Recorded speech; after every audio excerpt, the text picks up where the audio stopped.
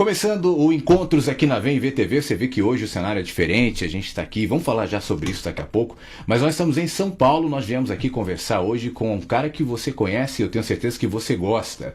Conosco hoje, batendo papo, falando sobre música, tocando, ele trouxe o violão, João Alexandre.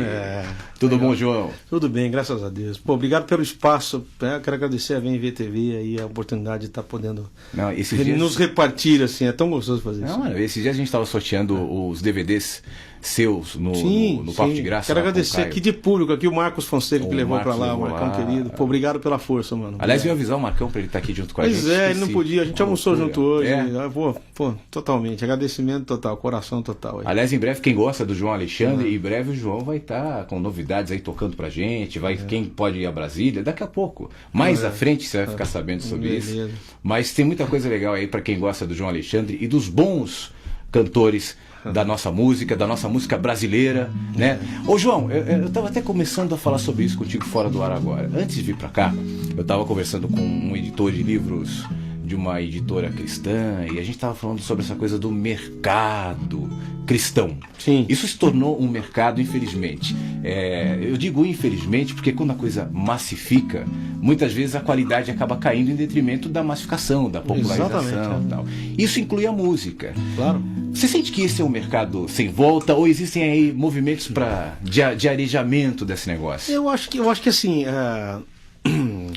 eu parto do seguinte princípio: todo cidadão tem que escolher o que vai escutar na vida, como escolhe tudo, como escolhe uma camiseta, como escolhe uma maçã. E a gente, tomando por princípio que a gente é o que a gente escuta, eu creio muito nisso, né? A própria Bíblia diz que a fé vem pelo ouvir, né? E ouvir a palavra de Deus. É um negócio muito profundo, mas a palavra de Deus é a verdade. Então, eu acho que cada um ouve o que merece. Essa é a minha opinião, assim, né? Não estou dizendo que se você não me ouvir, eu sou mais merecedor dos seus ouvidos, não é isso, não. Mas eu acho que a gente tem que ser seletivo naquilo que vai ouvir, naquilo que vai... E eu penso que se alguma coisa ruim continua existindo, é porque tem gente que consome. Vamos falar em mercado, o mercado tem que ter alguém que venda e alguém que compre. Uhum. Então, enquanto as pessoas estiverem comprando essas coisas que são realmente superficiais, que são ruins, enquanto as pessoas acharem que isso é bom... o que a gente vai fazer, né? Como é que você vai discutir? Como é que você vai... Agora, eu acho que está havendo uma certa reação. As pessoas estão começando a ficar meio enfastiadas, né? Eu usava esse termo quando você come demais. As pessoas começam a consumir demais, aquilo começa a ficar tudo na mesma cara. Você, mais um que canta que nem não sei quem, mais um que busca ser igual a não sei quem. Porque a gente tem muito clone, né?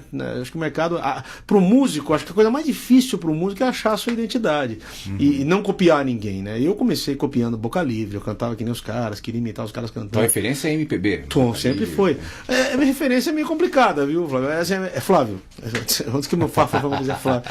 Minha referência é desde programa de calouro até música. Só que na minha época, eu tô com 47 anos, na minha época tinha coisas boas tocavam em programas de calouro e se você via, a rádio tocava Roupa Nova, Ivan Lins e tocava Amado Batista, por exemplo. Então você tinha vertentes para todo tipo de ouvido. Hoje, o que tá pegando hoje, na minha opinião, é que a música ficou muito para entretenimento e pouco arte, né? Mas hoje em dia, a comunicação de maneira geral está arrumando para essa coisa do entretenimento. Toda a área, né? Interessante. Mas por um lado, eu até bati papo esses dias com o Jorge Camargo aqui no Encontro, a gente está falando sobre isso. A gente está vivendo, se por um lado nós falamos da massificação, por outro tem a segmentação, né? E essas novas mídias estão abrindo espaço para essa segmentação, para você focar num outro tipo de público que está afim de ouvir um outro tipo de conteúdo. Isso facilita também um trabalho como o seu, não? Facilita porque o que eu acho, assim, existe público, pode não ser grande, mas sempre tem, senão o artista não existe, né?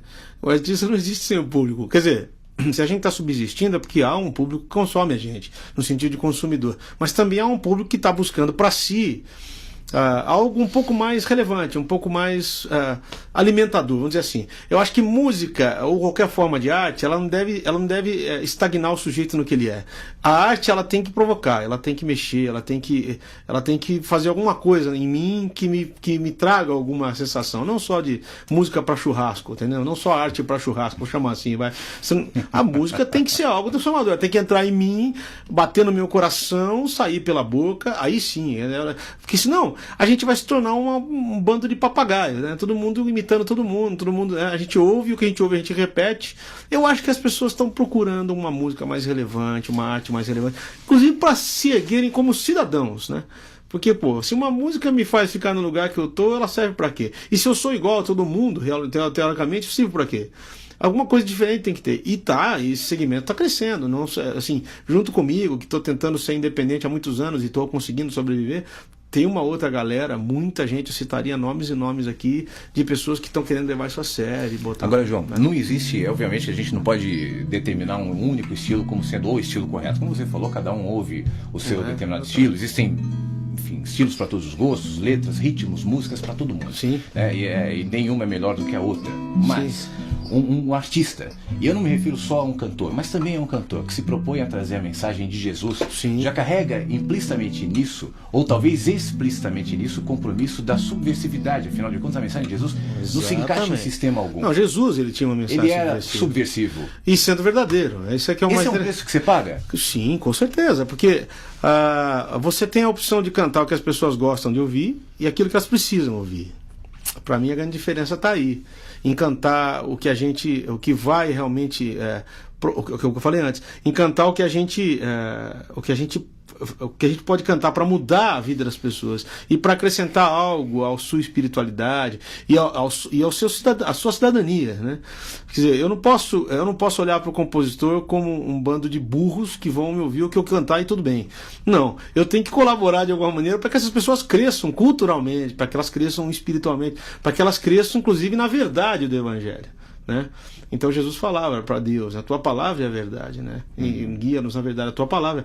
Quer dizer, é muito tentador cantar o que vende, cantar o que faz as pessoas se sentirem poderosas, o que faz as pessoas se sentirem especiais, e se esquecendo que Deus não tem prediletos, aí que tá.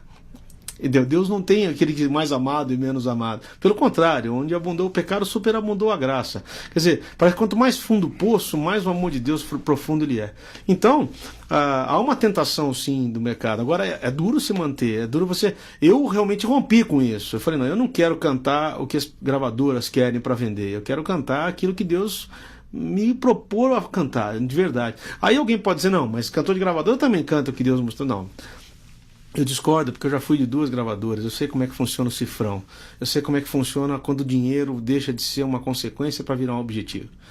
Bicho, aí onde entrou o dinheiro, bicho, o amor ao dinheiro é a raiz de todos os males. Então, você qualquer é muito lugar. Claro nisso, né, João? Eu acompanho o seu trabalho, músicas como É Proibido Pensar, por enquanto, por exemplo, e tem outras, despertam muita polêmica. Eu fiz algumas outras, mas naquela época não tinha YouTube, então não fez muito sucesso, porque foi pouco divulgado. Mas eu tenho uma chamada Coração de Pedra, que também é bem forte. É muito legal. Você paga um preço. É difícil você manter esse compromisso? É difícil porque, assim, a princípio, quando eu gravei, inclusive, já que você citou essa música, eu pedi opinião pra muita gente se eu devia gravar ou não, porque é uma música, é a minha opinião, né? Eu não fiz só pra cutucar, eu fiz porque, eu quero ser meio que um menestrel, eu quero ser meio que o cara que fala as verdades, brincando ou não, mas que diz aquilo que tem que ser dito. E eu pedi opinião pra muita gente, foi muito engraçado, porque eu fiquei preocupado de quando eu gravasse essa música já não tivesse mais gente que me chamasse pra cantar. Eu falei, cara, mas tem muito pastor que vai ficar muito bravo com isso. Mas o que eu senti, cara, foi o seguinte: depois que eu fiz essa música, se definiu claramente a minha posição. E aí eu vi como é bom se posicionar, entendeu? Você não ficar na corda bamba. Será que esse cara joga dos... Não, eu jogo com aquilo que é verdadeiro, com aquilo. E aí, rapaz, o que aconteceu foi o contrário. Muitas pessoas, depois de lá, muitos convites, muita gente tem me chamado, muitas igrejas. Pô, esse cara se posicionou, ele tá falando que é verdade. E no Brasil, cara, duro, você falar a verdade no Brasil é um problema. O Jobim falava que no Brasil você pode roubar, matar, estuprar, só não pode falar a verdade. Quando um cara fala a verdade, ele é tido como um chato, como... É fogo. Né? A gente pode ouvir um pedacinho? Dá Proibido Pensar? Claro. Procuro alguém pra resolver meu problema, pois não consigo me encaixar nesse esquema. São sempre variações do mesmo tema, meras repetições. A extravagância vem de todos os lados e faz chover profetas apaixonados, morrendo em pé, rompendo a fé dos cansados que ouvem suas canções. Estar de bem com a vida é muito mais que renascer. Deus já me deu sua palavra e é por ela que ainda guia o meu viver. Essa frase na realidade nem minha, essa frase é de Lutero, né? Fiz um acordo com Deus, que ele não me dê visões, nem anjo, que a sua palavra vai ser o suficiente. Aí eu pego pesado quando eu falo, tipo, reconstruindo o que Jesus derrubou. Que é que os caras estão querendo reconstruir o que Jesus derrubou, né? Rasgando o véu? Recosturando o véu que a cruz já rasgou. Quer dizer, os caras estão querendo se fazer papel de mediador, entendeu? Né? Ressuscitando a lei, pisando na graça, negociando com Deus. Os caras vendem esse tipo de evangelho, né? O evangelho virou um mercado de troca, assim. Você vem dar e... Pois é, isso, né? A gente sabe que eu tô todas as manhãs lá com o Caio no Papo de Graça. Sim. E lá a gente recebe mensagens de todo mundo, literalmente. Imagina o que vocês não recebem. Do mundo, você nem imagina. Eu fico fazendo uma ideia, porque, pô, mas jamais, né? Mas você sabe que o legal nisso, que o Braulio que fica lá no chat e tal, a gente vai acompanhando, é que tem muita gente acordando, né? Tem muita gente percebendo isso, e ainda que no primeiro momento a sensação seja só de desconforto, e aquele desconforto acompanhado do medo, eu não posso questionar o ungido do Senhor. Exatamente, mas eu acho que essa, né? Você falou agora que eu acho que é a grande sacada desses caras, esse lance de messianismo, quer dizer, eu sou um cara escolhido especialmente para uma missão, e que sem mim o mundo seria uma tragédia. Então o cara tem medo, porque se ele for realmente o ungido do Senhor, como é que faz? Então é complicado, né? E o ungido de Deus realmente não é assim, ele não tem essa característica, né? Mas você acha que a gente está vendo no mundo que as pessoas estão se tornando cada vez mais críticas, até pela exposição à informação. Hoje você recebe informação de todos os lados. Sim. Então, é claro que existem os nichos, os grupos, e a gente acompanha isso cada vez mais. Mas você não acha que isso está colaborando para que as pessoas sejam um pouco mais... Abra um pouco os olhos, acordem em alguns momentos. Com certeza. Seja um pouco mais crítico. Eu acho que sim. Eu acho que assim, a partir do momento em que eu entendo aquilo que é verdade, eu sempre digo que a mentira joga o problema para o futuro. A verdade deixa o problema no passado. A partir do momento que eu enxergo, tanto que a Bíblia tem um versículo que fala isso também, vocês vão conhecer a verdade vai libertar. Esse é o lema da minha música, teoricamente, né? Porque se eu aprendo a pensar, ninguém me enrola. O pior tipo de pessoa para o manipulador é o que sabe pensar. É por isso que conhecendo a verdade liberta a gente. Agora, se eu não penso, teoricamente alguém pensará por mim e me escravizará. Quer dizer, eu vejo, Jesus na sua época via as pessoas como ovelhas sem pastor. É parecido com hoje, cara. Jesus veio com aquele discurso dizendo o seguinte: olha, joguem, o meu fardo é leve e meu jugo é suave. Tirem esse, tomem sobre vocês o meu jugo, porque ele é leve, né? Meu fardo é leve e meu jugo é suave, perdão. E aprendam de mim que sou manso e humilde. Quer dizer, a primeira postura de Jesus é mansidão e humildade. Coisa que raramente você vê num líder como esse. É difícil. Aquela humildade é travestida de um circo, assim. E o medo serve como pano de fundo também, o medo serve para tudo, cara. E interessante que ninguém se chega a Deus por se sentir culpado. Se chega por se sentir perdoado, meu velho. O problema todo desses caras é isso. É jogar esse medo que se não for daquele jeito, cara, olha, né? O cara entrevistar demônio, eu acho um absurdo. Entrevistar um cara endemoniado, para saber o que aconteceu. A ponto de um pegar o demônio do outro e falar que o demônio tá fazendo milagre, né? Pô, isso é um circo, meu velho. Isso aí é tudo que o inimigo gosta. Quando o Caio fala que o Deus desses caras é o demônio, é mesmo. É mesmo. Quer dizer, o Fernando Bellino, a gente bateu um papo amigão, com ele Fernandão, um abraço pra você. Um baita gente boa, um baita profissional. E ele tava comentando em relação a você. Dessa música que a gente ouviu, do É Proibido Pensar, que você recebeu algumas retaliações e parece que teve uma velhinha. Uma senhora. Exatamente. Como é que foi essa história aí? Ela botou no e-mail, ela era da Universal do Reino de Deus. Ela falou: você pensa que a igreja fica negociando o terreno do céu? Nada a ver, minha igreja não tem nada a ver disso aí, que você tá falando bobagem.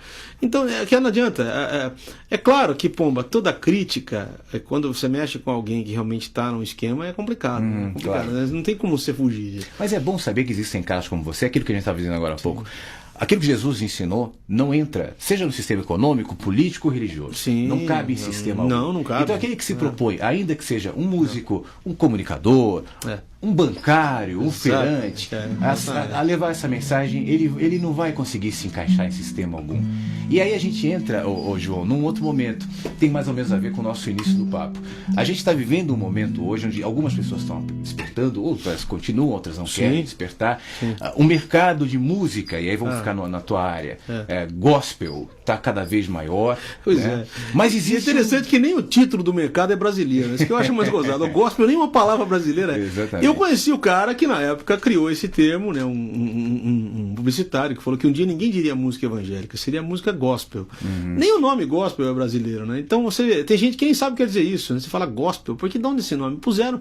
O gospel foi um nome importado dos americanos para poder mudar o título de música cristã. Marketing, né? Era para criar uma marca. A verdadeira música gospel, se você for para os Estados Unidos, é outra coisa, não tem nada a ver com isso, nem tem nada a ver com a gente. Foi no começo dos anos 90, né? Isso, foi, com o surgimento da Igreja Renascer e tudo mais, apareceu esse termo gospel. Até a gravadora chamava gospel. Eu fiz parte da Gospel Records. E eu fiz parte da Gospel FM. Então, a gente trabalhou juntos já nessa área. Mas já fomos militantes. A gente estava lá. Mas que bom que a gente está em outro caminho agora. Pois é. Mas, João, o que eu acho que é o seguinte, mas por outro lado, a gente está vendo um outro momento também, que acaba sendo ajudado pelas mídias sociais, redes sociais, pelas mídias, pela internet, que abre um outro horizonte, um outro caminho, e uma outra visibilidade para cantores como você, e por populariza, exemplo, claro. que estão abertos a trazer uma proposta, trazer um de determinado conteúdo. Então, daqui para frente, você acha que a coisa facilita? Eu acho que sim. A própria Sony, por exemplo, está investindo agora em espaços na internet. Não está investindo. A ideia não é mais que você grave para uma gravadora. A ideia é que você seja você mesmo e que eles arrebanhem, inclusive, o seu espaço de público para poder vender o seu material. Isso seria o sonho de toda gravadora. O sonho de todo artista de gravadora é que ele pudesse fazer o que quer sem interferência da liderança da gravadora. Esse era um sonho antigo. Aliás, muita gente saiu de gravadora e com essa coisa da internet, cada um montou sua distribuidora, o seu próprio trabalho, todo mundo tem sua própria gravadora, teoricamente, sua própria produtora, né? A Roupa Nova fez isso, muita gente, os artistas fizeram isso, Djavan. E agora a Sony está pegando essa fatia interessante. Eles estão fazendo uma coisa que, assim, teoricamente, no futuro, você vai ser um artista acessado. E você vai ser quem você é, sem precisar mudar o seu discurso. Se as pessoas vão gostar ou não, isso aí é outro problema, isso não é problema deles.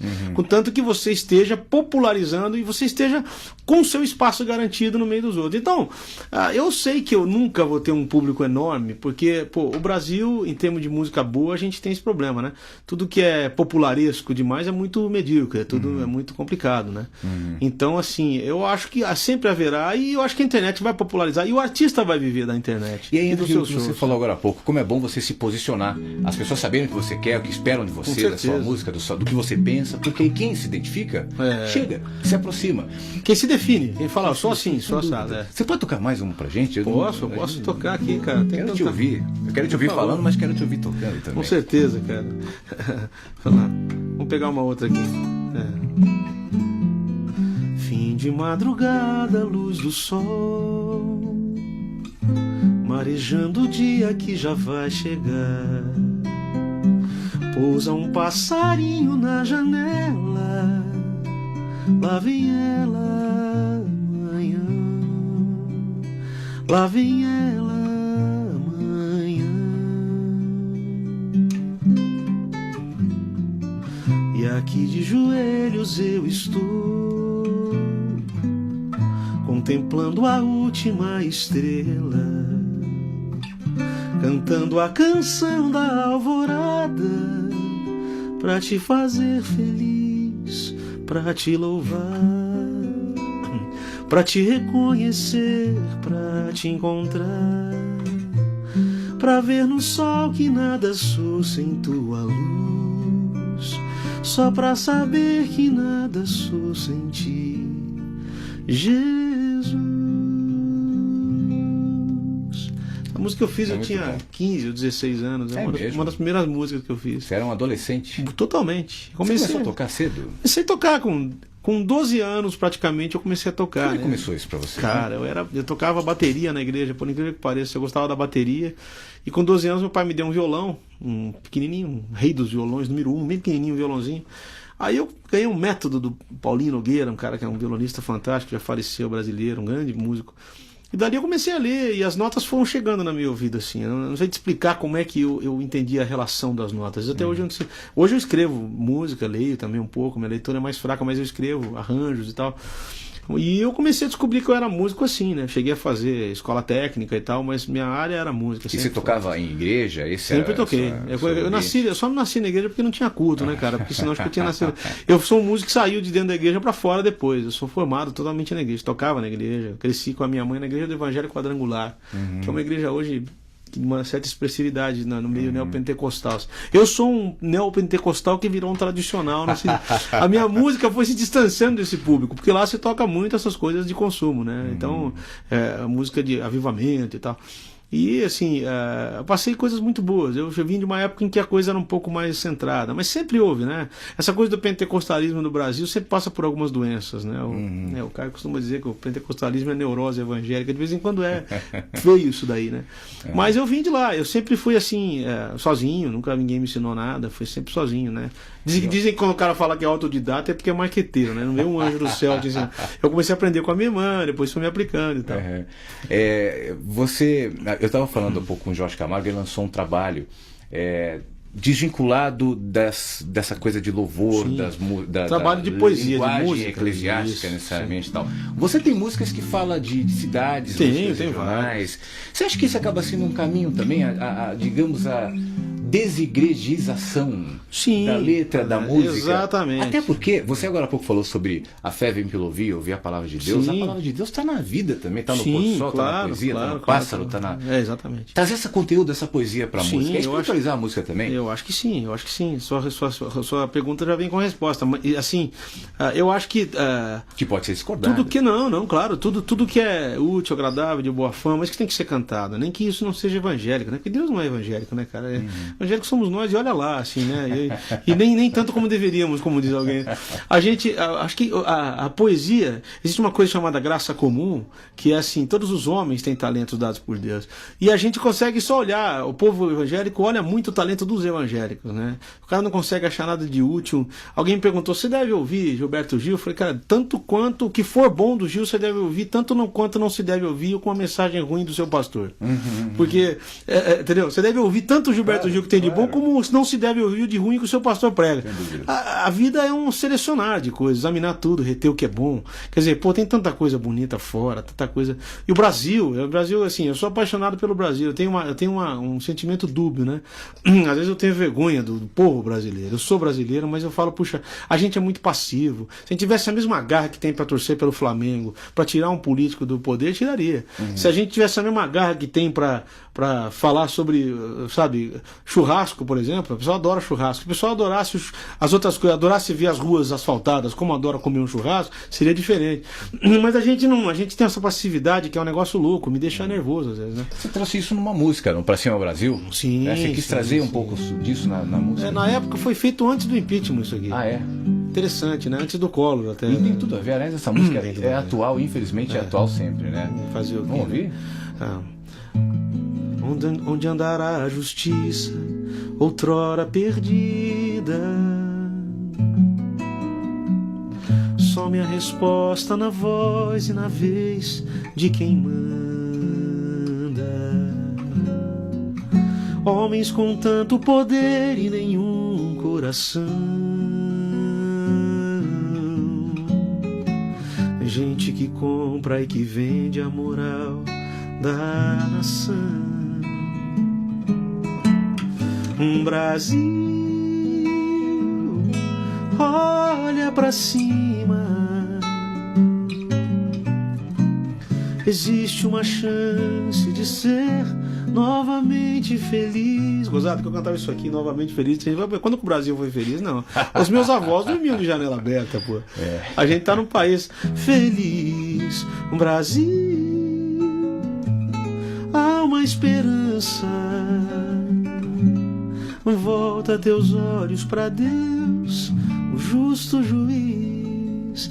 De pensar que foi o próprio Deus que instituiu os governos, o próprio Deus que instituiu a maneira de governar.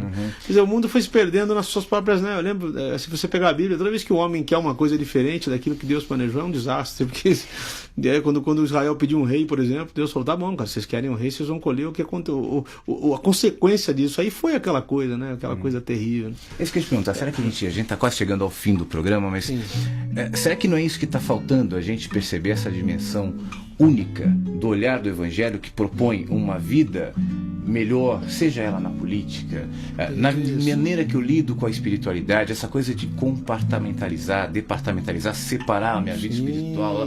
Isso é terrível. A gente tem que quebrar isso, é isso que você está propondo com a tua música? Claro, sempre propus isso, né? Sempre, aliás, toda vez a pessoa fala assim, o João não gosta de pastor, o João não gosta de igreja, nada a ver, eu não gosto disso que chamam de igreja, porque a minha ideia de igreja é uma igreja que chora com os que choram, que se alegra com os que se alegram, uma igreja solidária, uma igreja que estende a mão, uma igreja que está com os pobres, uma igreja que, né? Porque o próprio Jesus falou, né? Onde alguém tá, aquele trecho interessante. Quando foi que nós estivemos com fome, com sede? Quando vocês fizeram a qualquer um desses pequeninos, foi a mim que vocês fizeram, né? Então, eu acho que a igreja ela tem que estar, como diz o Lewis, C.S. Lewis, abaixo da necessidade humana.